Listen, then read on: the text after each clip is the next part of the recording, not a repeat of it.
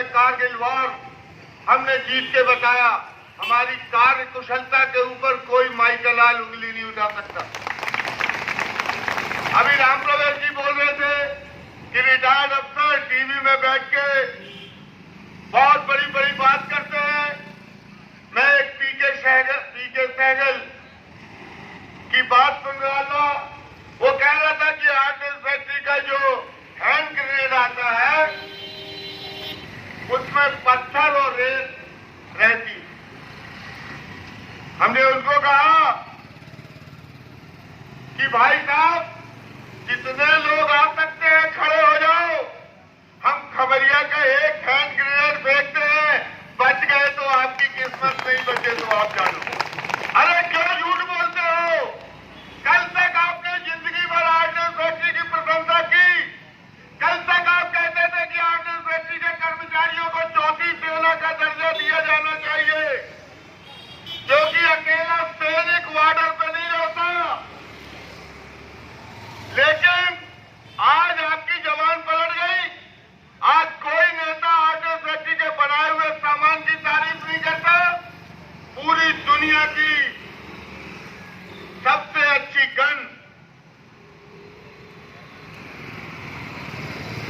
धनुष जो आपने बनाई, जानते हो आप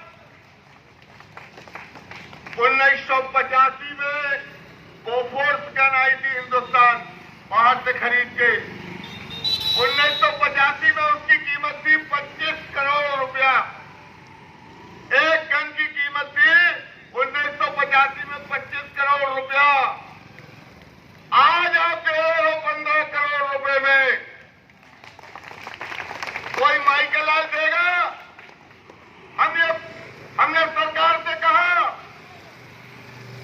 कि आप पहले से ये बात मान के चल रहे हो कि हमको आर्डिनेंस फैक्ट्री कारपोरेट घरानों के हाथों में बेचना है, क्योंकि आप डायरेक्ट सरकारी कारखाने को निजी हाथों में नहीं बेच सकते। कानून नहीं है ऐसा। तो आप पहले इसको निगम बनाएंगे। निगम बनाने के बाद तमाम अपने षड्यंत्रों के द्वारा इसको घाटा शो करेंगे। घाटा शो करने के बाद आप कहेंगे ये घाटे वाला कारखाना है, इसलिए हम इसको निजीकरण हाथों में देंगे। जानते हो आप इसके पीछे क्या है? हमारी 41 आर्डिनेंस फैक्ट्री में 1 लाख हेक्टेयर जमीन है और तमाम लोगों की नजर उसमें है। लेकिन वो ये बात नहीं जानते कि आर्डिनेंस फैक्ट्री का कर्मचारी मर जाएगा, मिट जाएगा, लेकिन हम आर्डिनेंस फैक्ट्री को निगमीकरण नहीं होने देंगे, चाहे कुछ हो जाए। अरे आप तो शुरू में देखो, ये हमको डराने की कोशिश कर रहे हैं, लेकिन साफ एक बात समझ में आ रही है कि सरकार कितनी डरी हुई है। अगर हमको किसी बात का विरोध है, अगर हमको सरकार से किसी चीज का शिकायत है, तो क्या करना चाहिए? हम सरकारी कर्मचारी हैं, हमने ब्लैक बैच लगाए, हमने धरना दिया, हमने भोजन का बहिष्कार किया, हमने तमाम अपनी तरफ से कोशिश की, लेकिन सरकार के कान में जू नहीं देंगी। हमारे पास क्या रास्ता बचता है? सरकार के पास अपनी बात ले जाने का एक रास्ता बचता है। जो हमारा अंतिम शस्त्र है वो है हड़ताल। हम हड़ताल जबरदस्ती नहीं करना चाहते। आप हमको हड़ताल की तरफ प्रेरित कर रहे हो, आप हमको बाध्य कर रहे हो कि आप जाओ हड़ताल करो। हम नौकरी करना चाहते, लेकिन इस कीमत में नहीं करना चाहते कि आप हमको जो लड़ के हम लोगों ने इतना जीवन सुविधाएं ली, उन सबको नष्ट कर दो। ये बात आप समझ लेना, ये बिल्कुल सही समय है दोस्तों आपको लड़ाई लड़ने का। और अगर आप इस समय नहीं लड़े तो आप ये समझ लेना आने वाली पीढ़ी आपको कभी माफ नहीं करेगी। मुझे बहुत सारे लोगों ने कहा कि जेडब्ल्यूएम लोग बड़े संशय में हैं, चार्जमैन लोग बहुत संशय में हैं, क्लर्क लोग बहुत संशय में हैं। मैं उनको भी आगाह करना चाहता हूं, उनसे भी विनम्र निवेदन करना चाहता हूं कि सब चीज भूल के 12 तारीख से अपने घरों से ना निकले, क्योंकि सरकार एक एक गाज एक एक टाइम पर आपके ऊपर थोपेगी। अभी आपने सुना होगा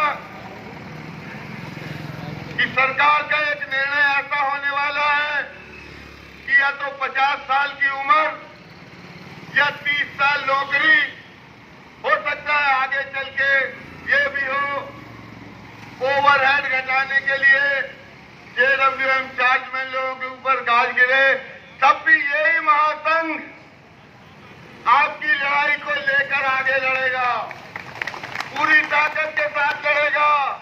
तब ये नहीं सोचेगा कि ये जेडब्ल्यूएम है, ये चार्जमैन है, ये वर्कमैन है। अरे हम सब वर्कमैन हैं। ये फैक्ट्री हम लोगों ने जब देश की लड़ाई चली तो हमने कभी ओवर टाइम की परवाह नहीं की, हमने पीसवर की परवाह नहीं की। रात दिन 9-9, 10-10 बजे रात तक लोगों ने बिना ओवर टाइम के काम करके सारा उत्पादन दिया। और आज भी ये बात कहते हैं। एक सज्जन मुझसे कह रहे थे कि सरकार उस एंगल से भी सोच रही है कि कहीं ये चीन का और पाकिस्तान की लड़ाई हो रही है तो कहीं ऐसा तो नहीं कि उनको मजबूत करने के लिए एक किया जा रहा है। लेकिन हमने कहा कि यहां पर हमारे लोग, अगर कभी ऐसा मौका आया या चीन के साथ टसल हुई या पाकिस्तान से टसल हुई तो हम उसी दिन हड़ताल वापस ले लेंगे। अभी कैंसिलेशन में हमारा मामला चल रहा। सरकार कहती है कि आपकी हड़ताल, आपने ये 5 लोगों के नाम नहीं दिए, ये फॉर्म नहीं भरा, इसलिए हड़ताल आपकी इलीगल रहेगी।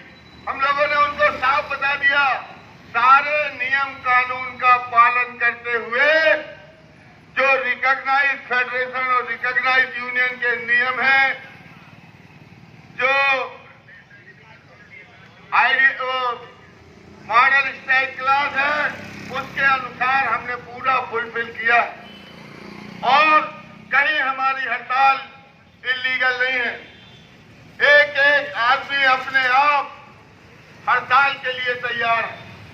आप सबसे हमारी गुजारिश है कि ये फैक्ट्री को बिकने मत देना, ये फैक्ट्री को कारपोरेट मत होने देना। आपने देखा बीएसएनएल कारपोरेट हुआ, क्यों फेल हो गया? कि बीएसएनएल के सामने जियो को खड़ा कर दिया, बीएसएनएल के सामने एयरटेल को खड़ा कर दिया। वो लोग तरह तरह का बेवकूफ बना के लोगों से अरबों खरबों रुपए इकट्ठे कर लिए। 1500 रुपए जमा करो, एक मोबाइल ले जाओ, 5 साल बाद वापस कर देना। एक भी मोबाइल किसी के पास बचा नहीं होगा जो जियो वाला है। हम फैक्ट्री वाले ये नहीं कर सकते। करोड़ों अरबों रुपए उन्होंने लूट लिया। यहां जियो को, बीएसएनएल को, एयरटेल को 5G का लाइसेंस दे रहे, यहां बीएसएनएल को 2G से 3G नहीं किया। अरे आप सोचो, एक L&T ने एक गन बनाई थी 209, टैंक बनाया था। एक टैंक की कीमत 45 लाख करोड़ रुपए सरकार ने दी। 100 टैंक खरीदे सरकार ने। और पहला टैंक जब उसने दिया था तो नरेंद्र मोदी टैंक में बैठ के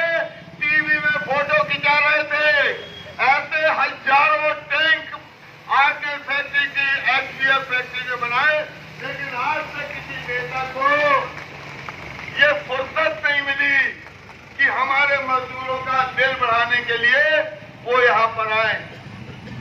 ये सोच है, ये सरकार पूरी तरह से सरकार मजदूर विरोधी है। ये गलतफहमी में पड़ रहे हैं।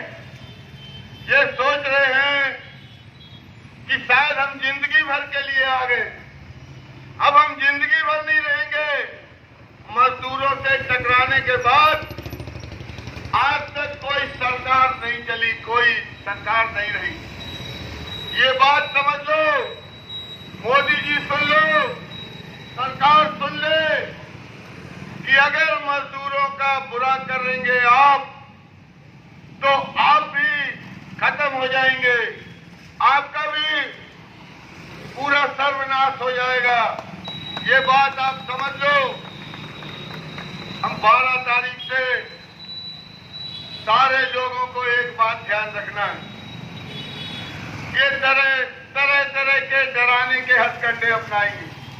कहीं कोई वीडियोग्राफर रहेगा, कोई फोटो खींचेगा, कोशिश करेगा कि आप कुछ झगड़ा कर लो, कोशिश करेगा कि आप कुछ पत्थर मार लो, लेकिन आपको सावधान रहना है। हम बिल्कुल किसी भी तरह से किसी वायलेंस के चक्कर में नहीं।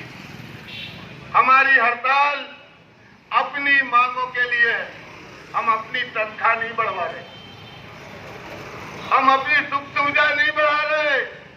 हम इसलिए कर रहे हैं कि ये ऑर्डिनेंस फैक्ट्री सरकारी रहे, क्योंकि जिस दिन हमने यहाँ नौकरी ज्वाइन की थी, हमको बताया गया था कि आप मिनिस्ट्री ऑफ डिफेंस में काम कर रहे हो।